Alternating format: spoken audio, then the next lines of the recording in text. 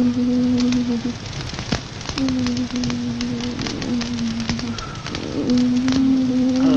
صل علی محمد و آل محمد. اللهم صل علی محمد و آل محمد.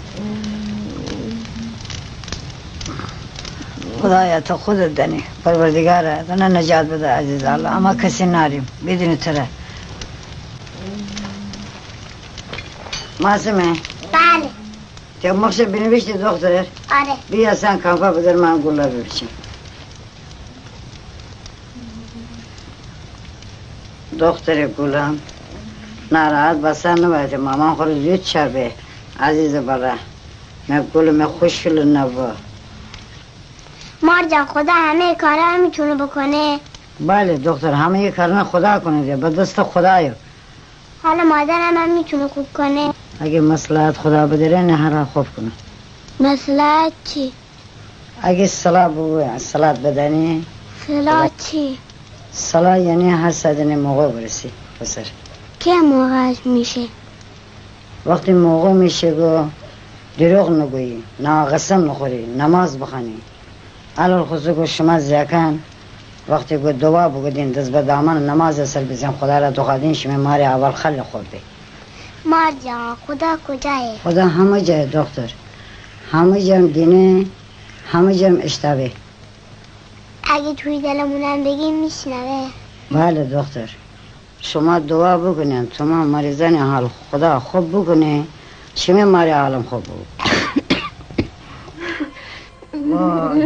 وای یا ابوالفضل یا فاطمه زهرا. چی دختر جان؟ نه وای یا فاطمه زهرا یا ابوالفضل تو به داد من برس. چی ننه جان خدا مرد من نبی خدایا تو می داد برس. یا ابوالفضل تو به داد من برس. چی ننه جان وای چی ننه جان وای خدایا تو به داد من برس. یا فاطمه زهرا وای.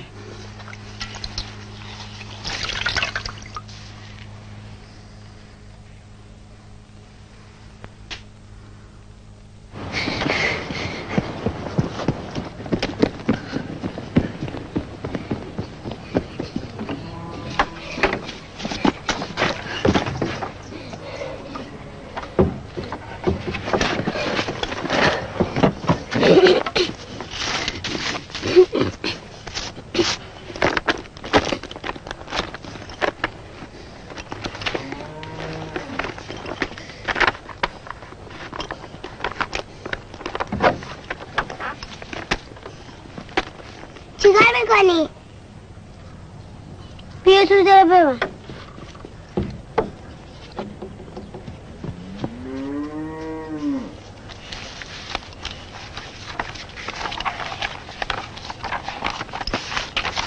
چی مینویسی؟ نامه. برای کی؟ اگه بگم به هیچ کس نمیگی حتما برای خدا. برای خدا چطوری؟ نامه می نویسم، تم میزنم، میبرم اونجا یه جاده اسفالت، بعد اونجا صندوق پست هست میندازم تو صندوق پست، اون وقت میره پیش خدا. توی نامه میخوای چی بنویسی؟ سلام خدا، اسم من محسنه، خواهرم اسمش معصوم است، مادر ما مریض است، حالش خیلی بد است. مادرم باید به بیمارستان برود تا دکترها حال او را خوب کنند، اما خیلی پول زیاد میخواهد. پدرم به شهر دور رفته تا شاید بتواند از آنجا پول زیاد بیاورد، ولی اگر نتواند خیلی پول بیاورد مادرم حالش خوب نمی شود. همسایه‌ها و مارجان و همه می گفتند که خدا همه کارها را می تواند درست کند و همیشه خدا مریضا را خوب می کند. حالا من و معصومه برای شما نامه می نویسیم تا شما نامه ما را بخوانید و بیایید مادر ما را به بیمارستان ببرید. شما خیلی مهربان هستید، شما بچه ها را خیلی دوست دارید، ما هم شما را خیلی دوست داریم.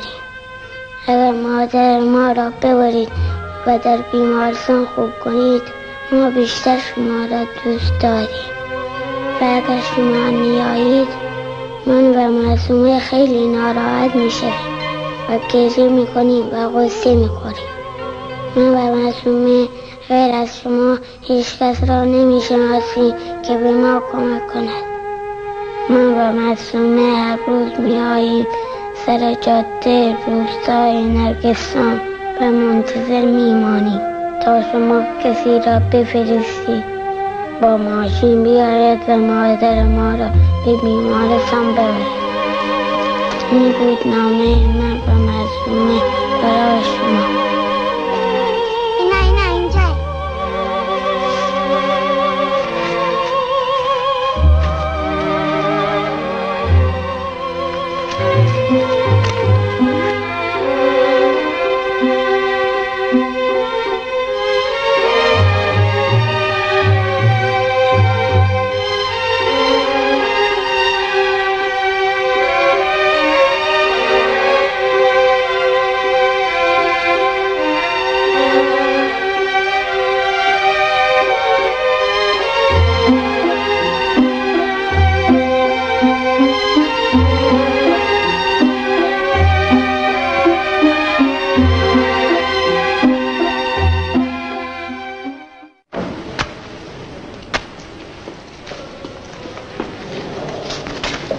حال شما خوبه؟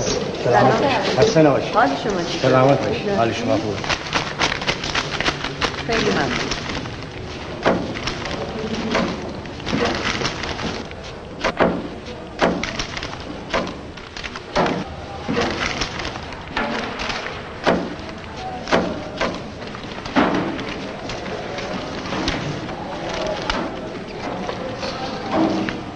گلای پستی منم لابلای نامه هام چند تا دونه دیدم.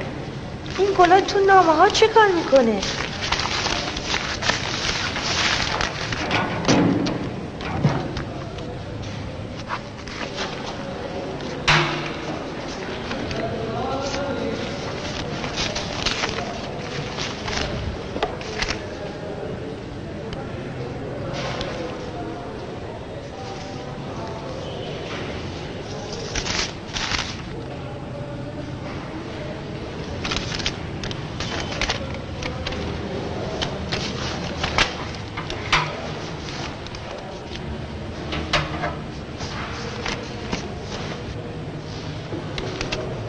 بالاخره گلای پستی پیدا شد. چی هست؟ یه نامه، هیچ نشونی هم نداره، فقط 2 تا اسم که با خط بچگونه نوشته شده، محسن و معصومه صبوری. حتما 2 تا بچه خواستن بازیگوشی کنن. چی کارش کنم؟ مرجوعی که نمیتونم بزنم. در نامه که بازه، شاید آدرس و نشونی تو نامه باشه. یه نگاهی بکن.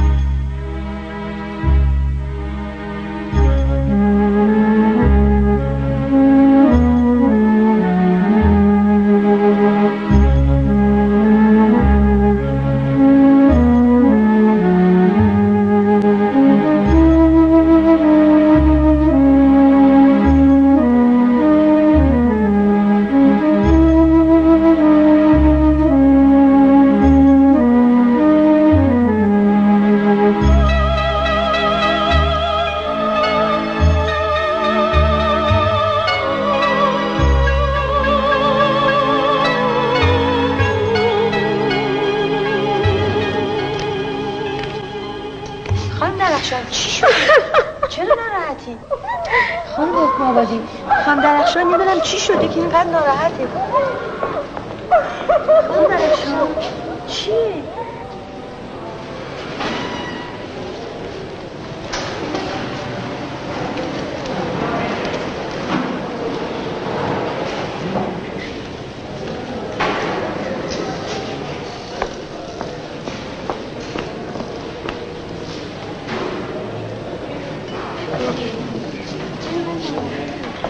چی شده خانم سعادت؟ داشتن یه نامه میخوندن، یک دفعه حالشون بد شده. خب شما کمک کنید ببریدشون تو دفتر من، خواهش می‌کنم. بسیار بلند.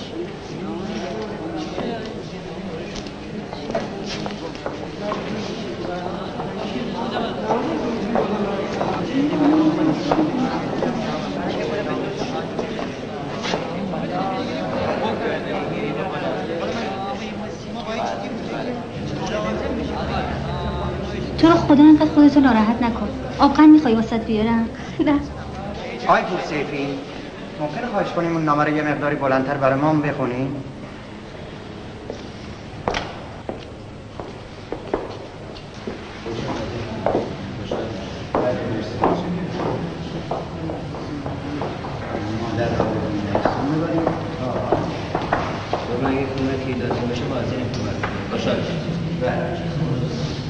مرسی، متشکرم. من خواهش کنم شما فعلا بفرمایید سر کارتون.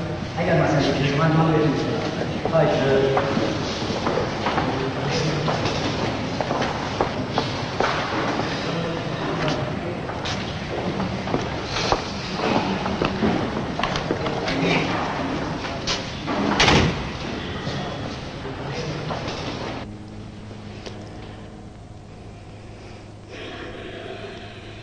راستش این همه عمری که تا به حال از خدا گرفتم تا امروز حضور خدا رو اینقدر واضح و روشن احساس نکرده بودم و نمیدونستم که خدا اینقدر به ما نزدیکه، تا جایی که با زبون 2 بچه 7-8 ساله بخواد عظمت و بزرگی خودش رو در چند جمله به ما نشون بده. همکارا تصمیم گرفتند به هر شکل ممکن آدرس اون 2 بچه رو گیر بیارن و کلیه مخارج بیمارستان رو تقبل کنند. من به حال شما همکاران غبطه میخورم.